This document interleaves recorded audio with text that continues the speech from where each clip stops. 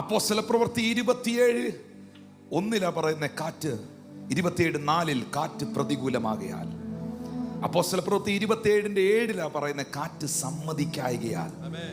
അപ്പോസ്തലപ്രവൃത്തി 27:10 പൗലോസ് പറയുന്നേ, ഈ യാത്രയിൽ ചരക്കിനും കപ്പലിനും മാത്രമല്ല നമ്മുടെ പ്രാണനുകൾക്കും ഏറിയ കഷ്ടം വരും, രക്ഷപ്പെടുമെന്ന് തോന്നുന്നില്ലെന്ന് പറഞ്ഞേ.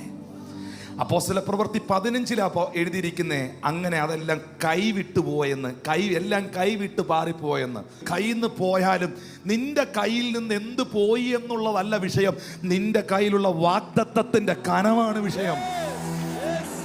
20 വാക്യത്തിലാണ് എഴുതിയിരിക്കുന്നത്, ഞങ്ങൾ രക്ഷപ്പെടുമെന്നുള്ള ആശയൊക്കെയും അറ്റുപോയി. അങ്ങനെയുള്ളവരെന്നെ കേൾക്കുന്നുണ്ടെന്ന് എനിക്കറിയാം. രക്ഷപ്പെടുമെന്നുള്ള ആശയൊക്കെയും അറ്റുപോയി. ആ 22 വാക്യത്തിൽ പ്രാർത്ഥനയിൽ പൗലോസ് ഇരിക്കുമ്പോൾ ദൈവത്തിൻ്റെ ആത്മാവ് മനുഷ്യനോട് പറയുന്നു, എങ്കിലും ധൈര്യത്തോടിരിപ്പീനെന്ന് ഞാൻ നിങ്ങളോട് അപേക്ഷിക്കുന്നു. കപ്പലിനല്ലാതെ നിങ്ങളുടെ ആരുടെയും പ്രാണന് ഹാനി വരികയില്ല. എൻ്റെ ഉടയവനും ഞാൻ സേവിച്ചു വരുന്നവനും ദൈവത്തിന്റെ ദൂതൻ ഈ രാത്രിയിൽ എൻ്റെ അടുക്കൽ വന്നു. പൗലോസെ, ഭയപ്പെടരുത്, നീ കൈസരുടെ മുമ്പിൽ നിൽക്കേണ്ടതാകുന്നു. നിന്നോടുകൂടെ യാത്ര ചെയ്യുന്നവരെയും ഞാൻ നിനക്ക് ദാനം ചെയ്തിരിക്കുന്നു. അതുകൊണ്ട് പുരുഷന്മാരെ ധൈര്യത്തോടിരിക്കുവിൻ.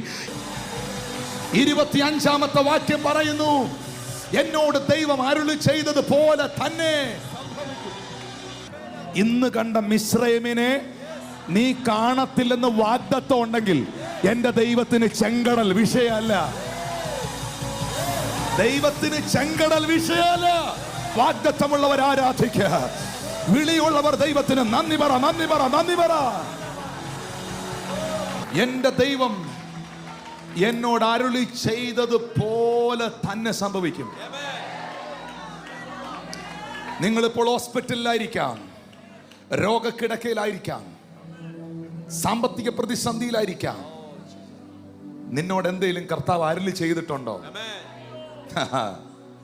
നീ അടിവരയിട്ട് എഴുതി വെച്ചോ, എന്റെ ദൈവം എന്നോട് അരുളി ചെയ്തതുപോലെ തന്നെ സംഭവിക്കും. ഞാൻ നോക്കുന്നത് ഈശാനമൂലനെ അല്ല, ഞാൻ നോക്കുന്നത് സമ്മതിക്കാത്ത കാറ്റിനെ അല്ല, ഞാൻ നോക്കുന്നത് പ്രതികൂലത്തിന്റെ കാറ്റിനെയല്ല, ഞാൻ നോക്കുന്നത് പാറി പറന്നുപോയ പായിയല്ല, ഞാൻ നോക്കുന്നത് ഇളകി വീഴുന്ന പലകയല്ല. എൻ്റെ ഫൗണ്ടേഷൻ, എൻ്റെ പ്ലാറ്റ്ഫോം എൻ്റെ ദൈവത്തിൻ്റെ വാഗ്ദത്തമാണ് എന്ന ഉറപ്പുള്ളവർ ഇതിനകത്തുണ്ടെങ്കിൽ എൻ്റെ പ്ലാറ്റ്ഫോം അതാണ്. ഈ മനുഷ്യൻ ഇപ്പം നിൽക്കാൻ ഒരു പ്ലാറ്റ്ഫോം ഇല്ല. പൗലോസിന് നിൽക്കാൻ പലകയിലെ ഇളകിപ്പോയിക്കൊണ്ടിരിക്കുക, പായി പറന്നുപോയി, ആശ മുഴുവൻ നഷ്ടപ്പെട്ടു പോയി.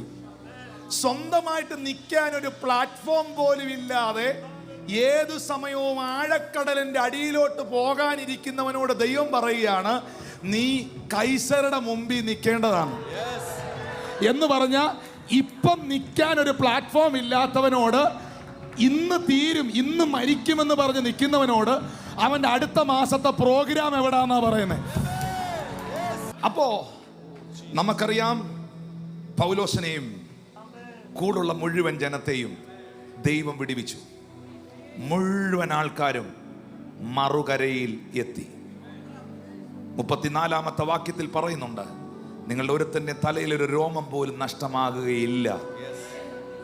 അവരെല്ലാവരും രക്ഷപ്പെട്ടു മെലീത്ത എന്ന ദ്വീപിലെത്തി. എന്താണ് കാരണം? കാറ്റില്ലാഞ്ഞിട്ടാണോ?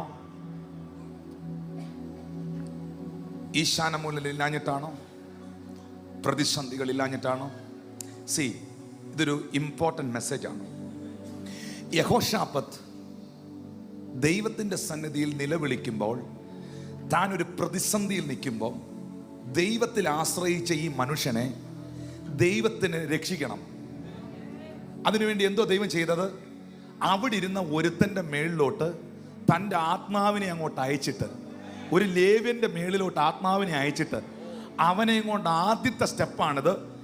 യഹോശാഫത്തിനോടൊരു ദൂത് പറയുകയാണ്, ഭയപ്പെടണ്ട, യുദ്ധം നമ്മുടെ അല്ല, യുദ്ധം യഹോവയുടെ. ദൂത് വീണ് കഴിഞ്ഞാൽ പിന്നെ തോക്കും വാളും വടിയും ഒന്നും വേണ്ടെന്നേ.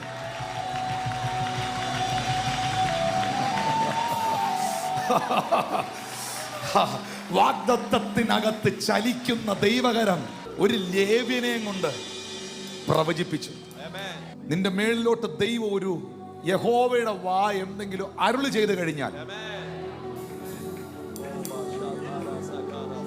ദൈവം അത് ചെയ്തേ പോത്തുള്ളൂ. ഞാൻ പ്രവർത്തിക്കും, ആരത് തടുക്കും?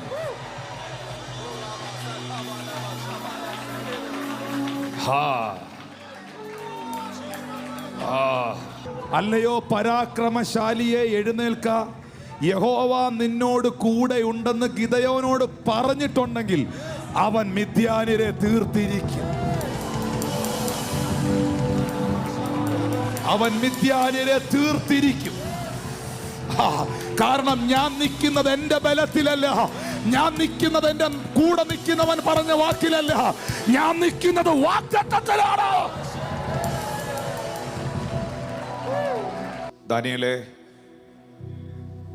നിന്നെ ഒരു രാജ്യത്തിന്റെ ശബ്ദമാക്കാൻ ദൈവത്തിന്റെ വാഗ്ദത്തം നിന്റെ മേളിൽ ഉണ്ടെങ്കിൽ സിംഹക്കുഴി നിന്റെ അവസാനമല്ല. മോശേ, നിന്റെ നിയോഗങ്ങൾ ദൈവത്തിൽ നിന്ന് വീണ നിയോഗങ്ങളാണെങ്കിൽ ചെങ്കടൽ നിന്റെ അവസാനമല്ല.